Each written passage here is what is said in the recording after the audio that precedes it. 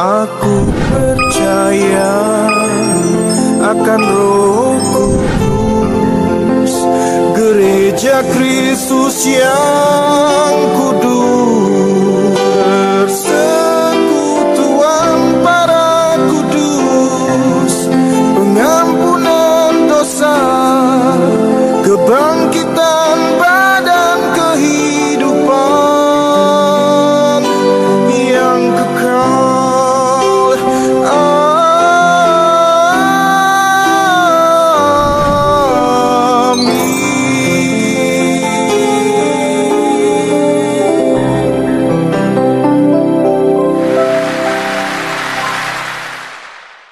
Lalu bagaimana kita mengetahui keutamaan Rasul Petrus ini? Dari siapa saja kita mengetahui keutamaan Rasul Petrus?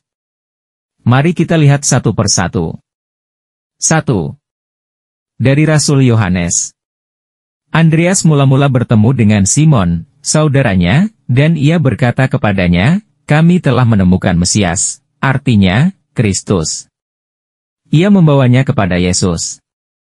Yesus memandang dia dan berkata, "Engkau Simon, engkau akan dinamakan Kefas," artinya, Petrus. Lihat Yohanes 1 ayat 40-42. Di dalam Injilnya yang ditulis sekitar tahun 90-100 Masehi, atau 60 tahun setelah kejadian tersebut, Rasul Yohanes masih mengingat peristiwa tersebut, di mana Yesus memberi nama, batu karang, kepada Petrus.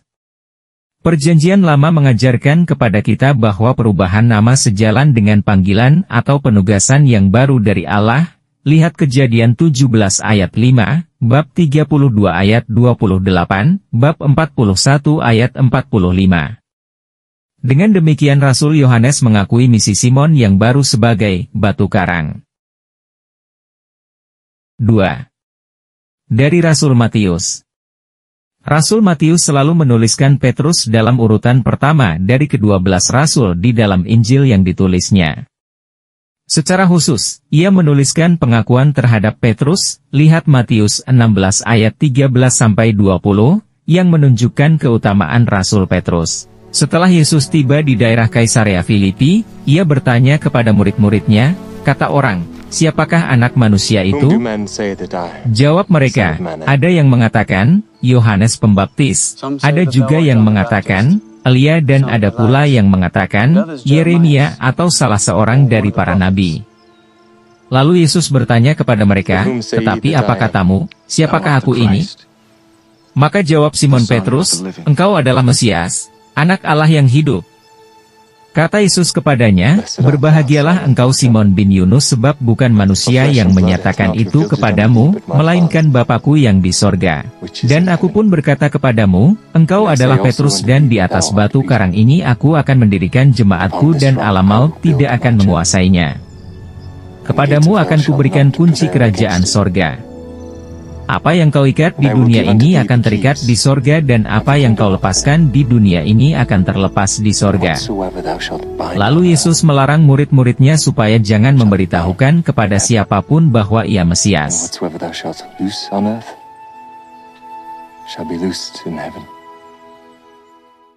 3. Dari Santo Lukas, penulis Injil. Demikian pula dengan Santo Lukas yang menuliskan Petrus di urutan pertama. Misalnya saat menuliskan peristiwa Yesus dimuliakan di atas gunung, lihat Lukas 9 ayat 26-28. Santo Lukas menulis bahwa para murid mengakui bahwa Kristus telah menampakkan diri kepada Simon Petrus, lihat Lukas 24 ayat 33-34, sesaat setelah kebangkitannya. Lalu bangunlah mereka dan terus kembali ke Yerusalem. Di situ mereka mendapati ke-11 murid itu. Mereka sedang berkumpul bersama-sama dengan teman-teman mereka. Kata mereka itu, "Sesungguhnya Tuhan telah bangkit dan telah menampakkan diri kepada Simon." 4. Dari Santo Markus, penulis Injil. Demikian pula dengan Santo Markus. Beliau menuliskan bahwa malaikat pun saat memberitakan kebangkitan Yesus menyebutkan nama Petrus secara terpisah, sedangkan para rasul yang lain tergabung dalam murid-muridnya, lihat Markus 16 ayat 6-7. Malaikat itu berkata kepada mereka, "Jangan terkejut. Saya tahu kalian mencari Yesus, orang Nazaret yang sudah disalibkan itu. Dia tidak ada di sini, karena Allah sudah menghidupkan dia kembali. Lihat saja tempat mereka menaruh mayatnya. Pergilah dan beritahukan kepada murid-muridnya, khususnya Petrus, Yesus sudah lebih dulu pergi ke Galilea. Kalian akan menemui dia di sana, sesuai dengan apa yang sudah pernah dia katakan kepada kalian. 5. Dari Rasul Paulus. Rasul Paulus mengakui bahwa kepada Petruslah pertama Kristus menampakkan diri setelah kebangkitannya, lihat 1 Korintus 15 ayat 3-6. Sebab yang sangat penting telah kusampaikan kepadamu, yaitu apa yang telah kuterima sendiri, ialah bahwa Kristus telah mati karena dosa-dosa kita, sesuai dengan kitab suci, bahwa ia telah dikuburkan, dan bahwa ia telah dibangkitkan, pada hari yang ketiga, sesuai dengan kitab suci, bahwa ia telah menampakkan diri kepada Kefas dan kemudian kepada ke-12 muridnya. Sesudah itu ia menampakkan diri kepada lebih dari 500 saudara sekaligus, kebanyakan dari mereka masih hidup sampai sekarang, tetapi beberapa di antaranya telah meninggal. Kepada umat di Galatia, Paulus mengatakan bahwa ketika akhirnya ia berhubungan dengan gereja, setelah 3 tahun mewartakan Injil, ia menghubungi Rasul Petrus yang disebutnya sebagai Kefas, dan tinggal di rumah Petrus selama 15 hari, lihat Galatia 1 ayat 17-18, juga aku tidak pergi ke Yerusalem mendapatkan mereka yang telah menjadi rasul sebelum aku, tetapi aku berangkat ke tanah Arab dan dari situ kembali lagi ke Damsyik. Lalu, 3 tahun kemudian, aku pergi ke Yerusalem untuk mengunjungi Kefas, dan aku menumpang 15 hari di rumahnya. Untuk alasan apa Santo Paulus mengunjungi Santo Petrus? Sudah jelas bahwa ini bukan kunjungan biasa. Ini mirip dengan kunjungan adik seperguruan ke kakak seperguruan yang tertua. Paulus pasti menceritakan kepada Santo Petrus banyak hal yang tidak tertulis dalam Alkitab, seperti bagaimana dia menyebarkan kabar gembira ke orang-orang non-Yahudi saat dia pergi ke sana. Selain itu, Paulus pasti meminta nasihat dan bimbingan dari Petrus, orang yang langsung mendapat pengajaran dari Yesus sendiri. Dengan demikian, Rasul Petrus berfungsi sebagai seorang guru, kakak seperguruan, dan penasehat bagi Paulus. Itu artinya Paulus mengakui keutamaan Petrus yang adalah batu karang yang ditunjuk oleh Kristus. 6. Dari Konsili Yerusalem tahun 49 hingga 50 Masehi. Kisah Para Rasul bab 15 menjabarkan Konsili Yerusalem di mana Rasul Petrus berbicara untuk menyelesaikan konflik yang dihadapi oleh jemaat pada saat itu, yaitu mengenai masalah sunat. Setelah Petrus membuat keputusan yang mengikat semua umat beriman, maka semua umat terdiam dan menerima keputusan ini. Paulus dan Barnabas kemudian mengisahkan pengalaman mereka, dan Yakobus menjabarkan pelaksanaan praktis yang harus dilakukan sesuai dengan keputusan Petrus. Sesudah beberapa waktu lamanya berlangsung pertukaran pikiran mengenai soal itu, berdirilah Petrus dan berkata kepada mereka, "Hai saudara-saudara, kamu tahu bahwa telah sejak semula Allah memilih aku dari antara kamu, supaya dengan perantaraan mulutku bangsa-bangsa lain mendengar berita Injil dan menjadi percaya. Dan Allah, yang mengenal hati manusia, telah menyatakan kehendaknya untuk menerima mereka, sebab Ia mengaruniakan Roh Kudus juga kepada mereka sama seperti kepada kita, dan Ia sama sekali tidak mengadakan perbedaan antara kita dengan mereka, sesudah Ia menyucikan hati mereka oleh iman. Kalau demikian, mengapa kamu mau mencobai Allah dengan meletakkan pada tengkuk murid-murid itu suatu kuk yang tidak dapat dipikul, baik oleh nenek moyang kita maupun oleh kita sendiri? Sebaliknya, kita percaya bahwa oleh kasih karunia Tuhan Yesus Kristus kita akan beroleh keselamatan sama seperti mereka juga. Maka diamlah seluruh umat itu, lalu mereka mendengarkan Paulus dan Barnabas menceritakan segala tanda dan mujizat yang dilakukan Allah dengan perantaraan mereka di tengah-tengah bangsa-bangsa lain. Perhatikan dengan seksama peristiwa tersebut. Adalah Petrus yang menghentikan adu argumentasi di antara peserta sidang di Yerusalem terkait masalah sunat ini. Mereka akhirnya menyetujui keputusan Petrus. Nah, kaum Protestan yang menolak keutamaan Petrus selalu mengatakan bahwa bukan Petrus yang memutuskan masalah sunat di sidang Yerusalem melainkan Yakobus. Begini, jika Yakobus membuat khotbah penutup di konsili Yerusalem, itu disebabkan karena Yakobus adalah uskup Yerusalem, dan bukan karena ia mempunyai keutamaan di atas Petrus. Sebab yang disampaikannya di akhir sidang hanyalah mendukung keputusan Petrus. Yakobus bukan orang pertama kali membuat keputusan untuk menyelesaikan konflik tentang sunat itu. Ia tidak bisa menyelesaikan perdebatan di antara peserta konsili. Tetapi ketika Petrus berbicara, mereka terdiam dan akhirnya menerima keputusan bahwa sunat tidak diperlukan sebagai syarat keselamatan karena bangsa non-Yahudi yang tak bersunat pun setelah pembaptisan menerima Roh Kudus sama seperti yang lain. Ini adalah keputusan Petrus bukan Yakobus. Kita mengetahui bahwa konsili Yerusalem mempunyai ciri-ciri seperti konsili-konsili lainnya dalam sejarah gereja. Ciri-ciri tersebut adalah 1. Pertemuan itu dihadiri para pemimpin seluruh gereja. 2. Pertemuan tersebut menetapkan aturan yang mengikat semua umat Kristen. 3. Pertemuan tersebut bersangkutan dengan hal iman dan moral. 4. Keputusannya ditulis sebagai pernyataan gereja. Dan 5. Petrus memimpin seluruh kongregasi. 7. Dari Rasul Petrus sendiri. Umat Protestan ada yang berpendapat bahwa Petrus bukan pemimpin gereja, dengan mengutip surat 1 Petrus 5 ayat 1, di mana Rasul Petrus menyebut dirinya sebagai teman penatua. Namun jika kita membaca ayat-ayat berikutnya, kita melihat bahwa Rasul Petrus mengajar para penatua tersebut dengan otoritas seorang pemimpin. Maka jika Petrus mengatakan sebagai teman penatua, ia seperti layaknya seorang presiden sewaktu menyebut rakyatnya sebagai saudara sebangsa dan setanah air. Tentu tidak berarti bahwa sang presiden tidak memiliki otoritas atas rakyatnya. Di sini Petrus menyatakan bahwa ia adalah teman penatua untuk mengakui keberadaan mereka sebagai para pemimpin gereja seperti dirinya, namun tentu Rasul Petrus menyadari atas kepemimpinannya atas mereka. Oleh sebab itu ia mengarahkan dan menasihati mereka. 8. Dari Tuhan Yesus Kristus.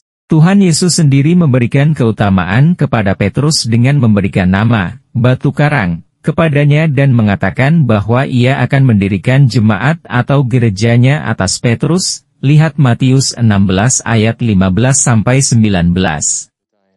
Ayatnya sebagai berikut. Lalu Yesus bertanya kepada mereka, "Tetapi apa katamu, siapakah aku ini?" Maka jawab Simon Petrus, "Engkau adalah Mesias, Anak Allah yang hidup."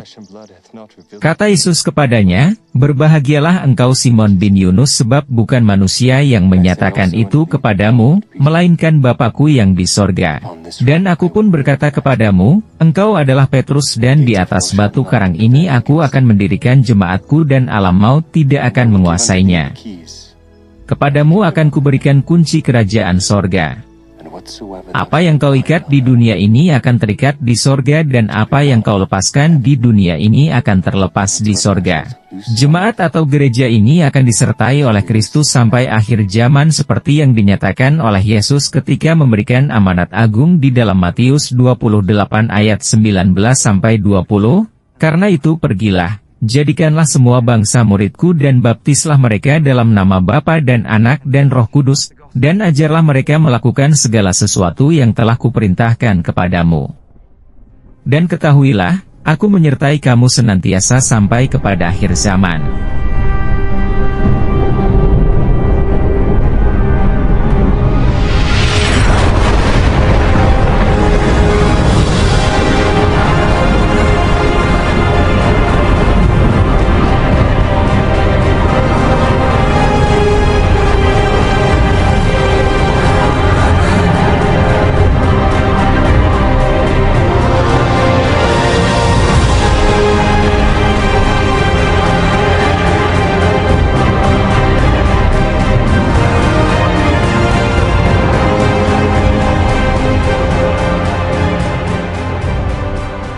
Dengan demikian, Yesus menyatakan bahwa Ia telah memilih Petrus dari antara para rasul-Nya yang lain untuk memimpin gereja, yaitu dengan memberikan kunci kerajaannya dan kuasa untuk mengikat dan melepaskan, Matius 16 ayat 19. Maka dari ayat ini, setidaknya terdapat 4 hal penting, yaitu, 1. Petrus sebagai batu karang. 2. Petrus diberikan kunci kerajaan sorga dan diberi kuasa untuk mengikat dan melepaskan. 3. Karena Yesus menjanjikan bahwa gerejanya tak akan dikuasai oleh maut sampai akhir zaman, maka kuasa mengikat dan melepaskan tersebut tidak dapat salah dan berlaku juga pada para penerus Rasul Petrus. 4. Yesus hanya mendirikan satu gereja, bukan banyak gereja, dalam pimpinan Petrus. Mari kita melihat satu persatu poin ini. Poin pertama. Petrus sebagai batu karang. Dan aku pun berkata kepadamu, engkau adalah Petrus dan di atas batu karang ini aku akan mendirikan jemaatku dan alam maut tidak akan menguasainya. Lihat Matius 16 ayat 18. Gereja Katolik mengartikan, batu karang ini sebagai Petrus yang menerima nama barunya ini karena pengakuan imannya bahwa Kristus adalah Mesias, Anak Allah yang hidup. Namun demikian, banyak umat Protestan yang tidak mengartikannya demikian. Mengapa? Begini, menurut kalangan Protestan, banyak yang mengartikan bahwa dalam bahasa Yunani, Petrus adalah Petros, dan batu karang adalah Petra. Dan ini berarti bahwa Petros dan Petra tidak sama, karena Petros artinya batu kecil dan Petra artinya batu besar atau batu karang, sehingga tidak mungkin Yesus mendirikan gerejanya di atas Petrus atau Petros, melainkan di atas pengakuan Petrus atau Petra. Pandangan Protestan ini tentunya salah kaprah. Karena jelas-jelas Yesus mengubah nama Simon menjadi Petrus yang artinya batu karang. Dan sejak saat itu, Simon dipanggil dengan sebutan Petrus. Jadi, tidak mungkin gereja didirikan Yesus di atas pengakuan iman Petrus, tetapi gereja itu memang didirikan di atas seseorang yang diberi nama Petrus. Jelas ya? Jika gereja didirikan di atas pengakuan iman Petrus yaitu Petra, maka seluruh rasul memanggil dia Petra bukan Petrus.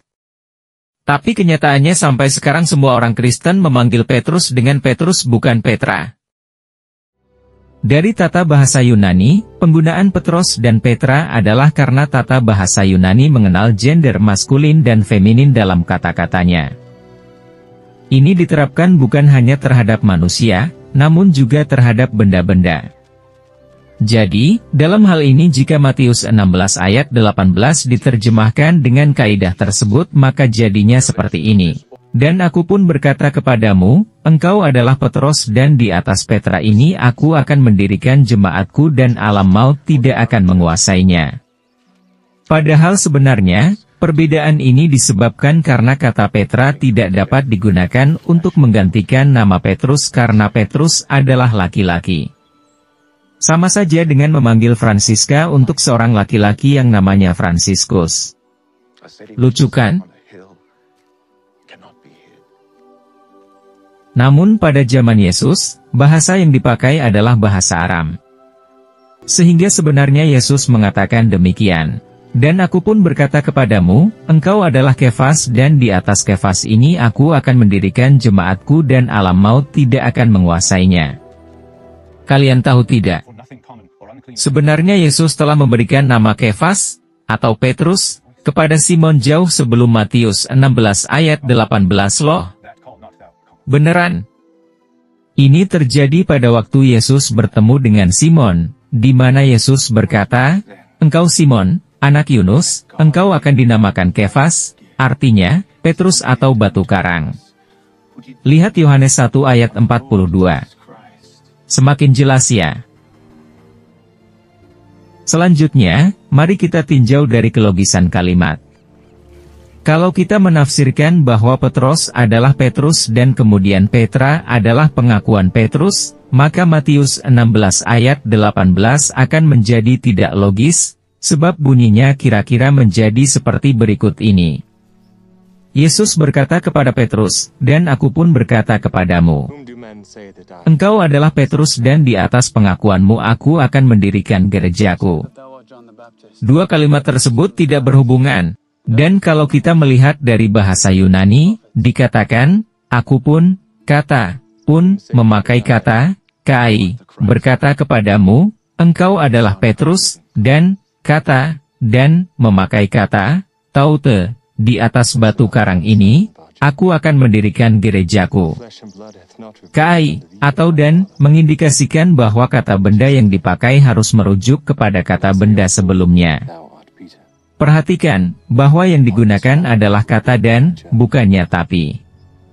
Jadi hal yang sedang dibicarakan adalah hal yang sama, yaitu batu karang, Kefas, atau Petrus, yang sejak saat itu menjadi nama baru bagi Simon, sehingga ia tidak lagi dipanggil Simon, tetapi Petrus.